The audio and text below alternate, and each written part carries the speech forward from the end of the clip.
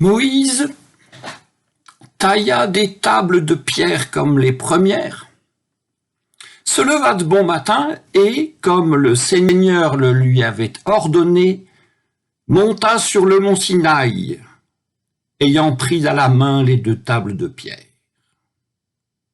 Le Seigneur descendit dans la nuée, il se tint là avec lui, et Moïse proclama le nom de Seigneur. Le Seigneur passa devant lui et proclama « Le Seigneur, Dieu miséricordieux et bienveillant, lent à la colère, plein de fidélité et de loyauté, qui reste fidèle à des milliers de générations, qui supporte la faute, la révolte et le péché, mais sans rien laisser passer, et qui poursuit la faute des pères chez les fils et les petits-fils, sur 3 et 4 générations. » Aussitôt, Moïse s'agenouilla à terre et se prosterna. Et il dit, « Si j'ai vraiment trouvé grâce à tes yeux, ô Seigneur, que le Seigneur marche au milieu de nous. C'est un peuple à la nuque raide que celui-ci, mais tu pardonneras notre faute et notre péché, et tu feras de nous ton patrimoine. »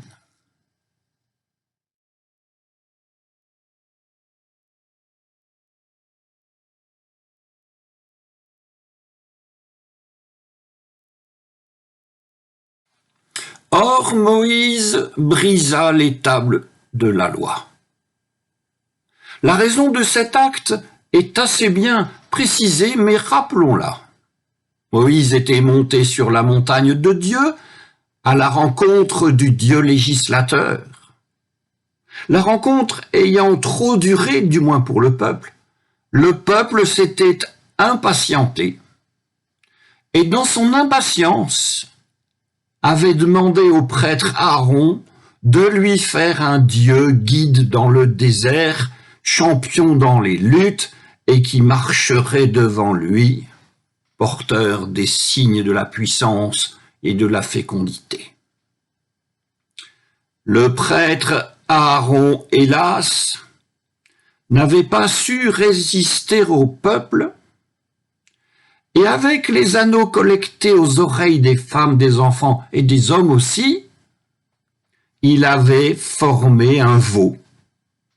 Technique de fabrication or amalgamé et martelé. C'est par dérision qu'on parle d'un veau, mais ce devait plutôt être un taureau bien équipé, symbole de puissance et de fécondité brutale.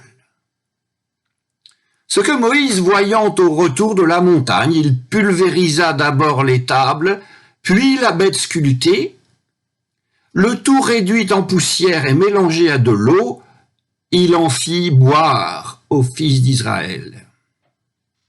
Puis, probablement soucieux de reprendre en main le peuple, Moïse commanda à des Lévites radicaux, retenez surtout radicaux, de massacrer leurs frères et sœurs hébreux.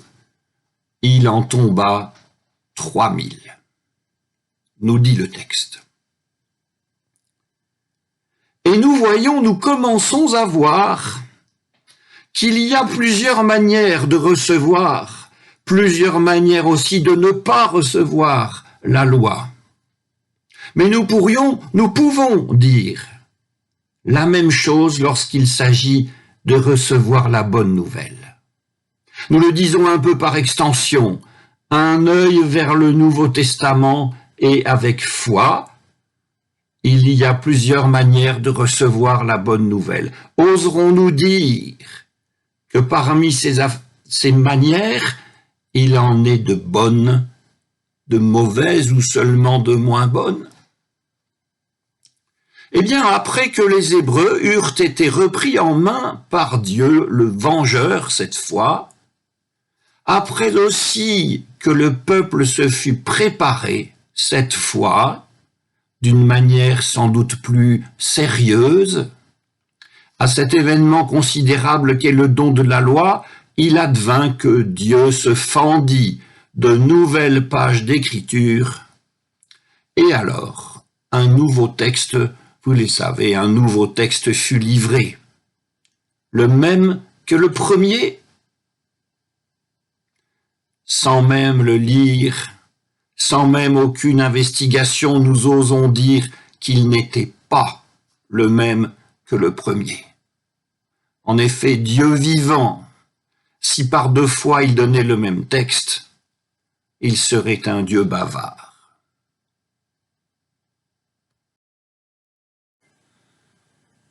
Ajoutons encore que les écritures des premières tables n'avaient pas été anéanties. Oui, les tables avaient été brisées au pied de la montagne et vraisemblablement pilées tout fin avec des fragments de veau, avant d'être données au peuple en boisson punitive, ce qu'on appelle une ordalie. Beaucoup des Hébreux, après avoir bu cette chose, auraient dû mourir. Mais cela n'arriva pas. Dieu, dans cet épisode de quelques lignes à peine, ne s'en prend pas aux hommes, même avec l'énormité de son grief. Il ne leur fait rien. Il est indulgent. Il pardonne même, peut-être, comme s'il s'agissait surtout, avant tout et après tout, d'affaires de Dieu. Les tables, c'était l'œuvre de Dieu, et l'écriture, c'était l'écriture de Dieu gravée sur les tables. C'est là l'initiative de Dieu, son affaire, sans que l'homme n'ait rien à approuver, sans qu'il doive approuver, sans qu'il doive rendre, ce qui fait qu'autant de fois qu'il le faut, Dieu ici retourne à sa tâche, retourne à ce qu'il a décidé et dont il ne sait, dont il ne saura pas se défaire jusqu'à la fin, disons, la fin des temps. Combien donc d'images de Dieu, combien même de réalités de Dieu avons-nous de Dieu découvertes et envisagées depuis le début de notre méditation? Plusieurs. 4 ou 5 au moins, et sans nous troubler plus qu'il ne faut. Alors, ou or, alors que nous avons appris dès notre enfance que Dieu est unique, qu'il n'en est pas d'autre que lui, tellement pas d'autre que certains prédicateurs, voyant ici ou là une représentation du dieu éléphanto hindou Ganesh, proclama à mes oreilles, sans discussion possible, qu'il s'agissait d'une idole, et commanda aussi que nous la détruisions sans délai. Parce que Dieu est unique, j'ai envie de dire soi-disant unique. Or, personne ne détruisit la statuette. Même pas lui. Et je m'en souviens comme si c'était hier, et je me demande encore pourquoi il ne la détruisit pas lui-même. Cette idée de destruction nous ramène à Moïse et aux 2 fois 2 tables, et aux 2 présences de Dieu, ou à la présence d'une fois de Dieu en ses productions de son génie propre. Mais nous nous demandons toutefois, cette œuvre de Dieu, qu'en reste-t-il une fois pulvérisée, une fois mélangée à la poussière d'or, qu'en reste-t-il? Nous pourrions évidemment dire qu'il n'en reste rien. Mais tout de même, il s'agit de Dieu. Tout de même, il s'agit de Dieu, de son œuvre, de ses tables et de son écriture, Est-ce que tout cela pouvait ou peut être anéanti, c'est-à-dire détruit sans reste?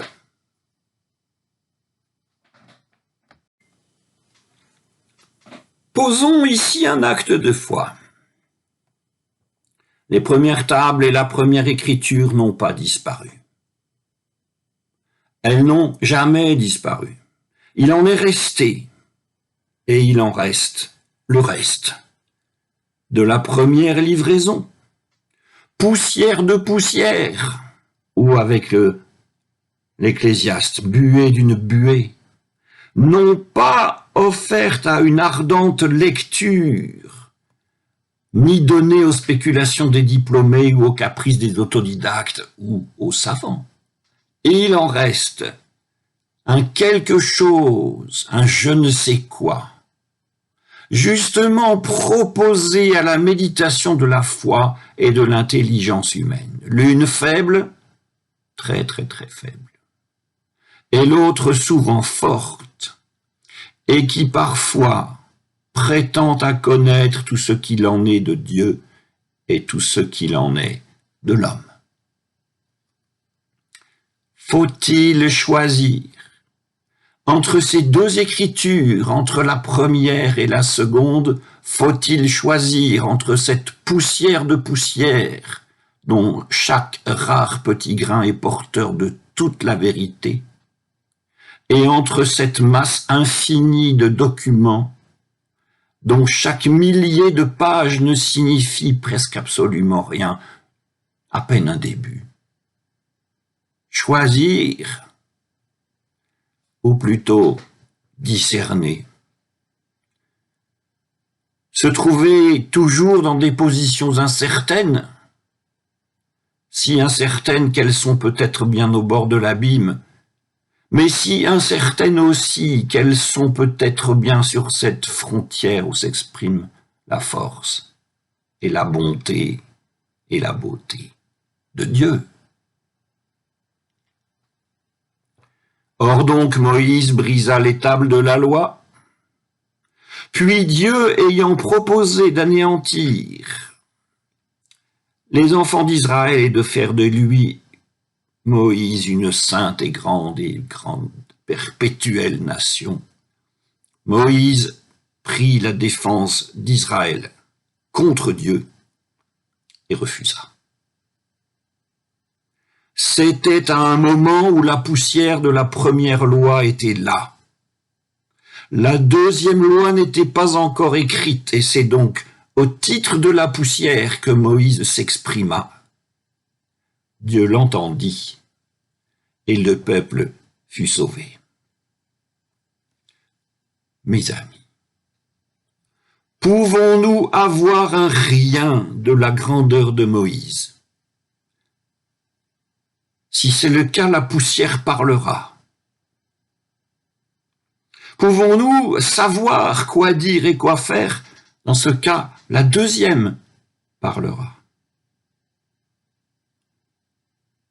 Et dans les deux cas, nous prions, dans les deux cas, que seul Dieu soit notre secours.